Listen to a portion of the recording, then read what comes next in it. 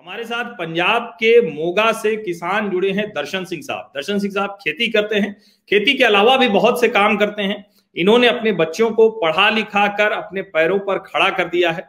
इनकी कृषि कानूनों को लेकर और जो दिल्ली में किसान धरने पर बैठे हैं, आंदोलन पर बैठे हैं, उनको लेकर एक पक्की राय है।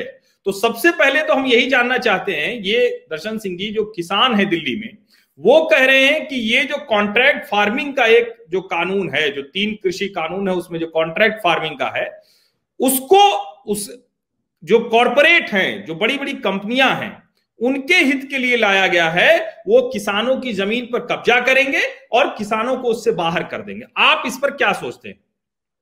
मैं इस पर यह सोचता हूं सर, आप बताइए, पेप्सो कंपनी पूरे देश में 2.5 लाख एकड़ पर कॉन्ट्रैक्ट खेती कर रही है, जिसमें मेरे गांव के मानू के गांव है मेरा बोका से, उसमें 2-3 किसान हैं जो कॉन्ट्रैक्ट फार्म पर आलू बोते हैं और उसको कंपनी को देते हैं।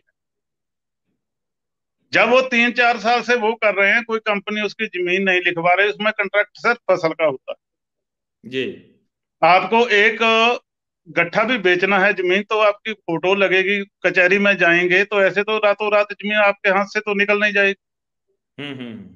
उसमें आप कॉन्ट्रैक्ट करेंगे, किसी को बेचेंगे, कोई बात होगी तहसीलदार के जहां रजिस्ट्री होगी, तभी तो आपकी जमीन जाएगी। जी जी, ठीक ऐसे बात तो है। कोई जमीन नहीं ले जाएगा आपको। हम्म। ये बात मैंने शुरू में भी कही थी कि अगर आप किसी बस का एक्सीडेंट देख लेते हैं तो ये तो नहीं बात आप बस पे चढ़ना बंद कर देते हैं। ठीक बात है। हर कानून 100% सही भी नहीं होता, 100% गलत भी नहीं होता। ये इसको गलत मैं इसलिए नहीं मानता, आप कानून पर शक कर सकते हैं, जी कर दे जो हो रहा है, लेकिन आप मोदी जी की नीयत पर शक नहीं कर सकते। जी।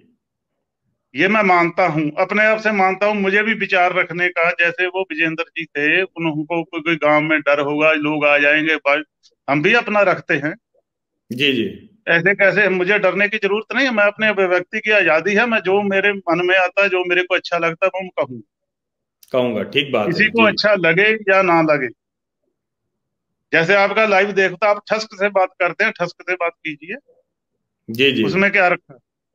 कृषि कानूनों में जो विचार सुन रहा हूं माहिरों के, इसमें एक बात बताता हूं सर जी जी। आपको। कृषि कानून जितने खराब होंगे या नहीं होंगे वो अलग बात है। जितनी फेक न्यूज चल रही है ना आजकल व्हाट्सएप पे, जो हम्म। पंजाबी मीडिया इसी काम में ही लग गया है कि सभी जमीन छिन जाएगी, ये हो जाएगी, वो है। इसमें मैं सबसे बड़ी कमजोरी आपके प्रकाश जावड़ेकर जी की मानता हूं। जी जी।